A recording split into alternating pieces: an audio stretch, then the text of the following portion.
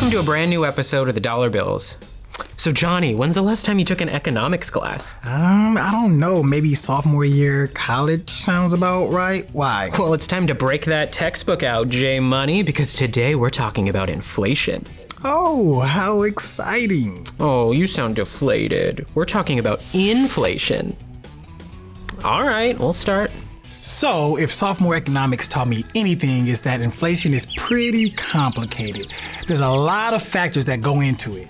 Piggybacking off of that, this is not the video for those of you looking to learn everything there is to know about the topic. We're gonna try and keep things as simple as possible. Most of us have a pretty casual relationship with inflation. Maybe we hear someone talk about it on the news and then we say, guess my groceries have been a little more expensive lately.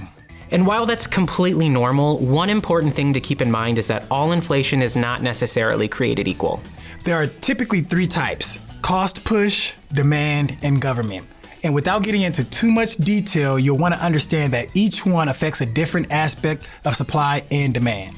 At its most basic, inflation is caused when levels of supply and demand are out of balance. One economic factor, wages, manufacturing costs, money supply, rises while one remains unchanged.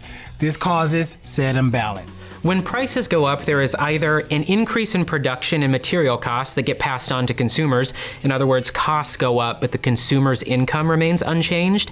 An increase in the overall income level, which allows more people to buy more goods. The problem being that the number of goods has not increased accordingly, so the prices have to rise to balance out the demand. Or there's an increase in the money supply, causing each note to be worth less, meaning consumers have more money, but each note is worth collectively less. There are a couple of methods that can help you push back at inflation that are worth mentioning.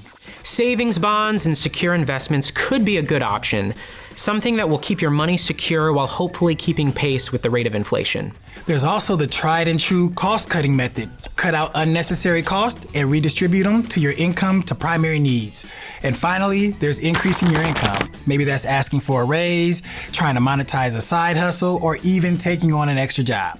Maybe we deserve a raise. You know what? I think we do. Beyond these, though, it's important to remember that inflation is a byproduct of humans trying to interact with a very complex economic system. It's difficult to control and is influenced by a large number of factors. It's never fun when your money is worth less, but sometimes it's out of our control. Anyways, as always, thanks for watching. If you enjoyed this video, consider giving us a thumbs up or hitting subscribe. Also, if you have any tips, tricks, or stories of your own, don't hesitate to leave a comment. Finally, as mentioned earlier, if you'd like to dig deeper into the topic of inflation, check out a couple of the resources in the description. We'll see you next time.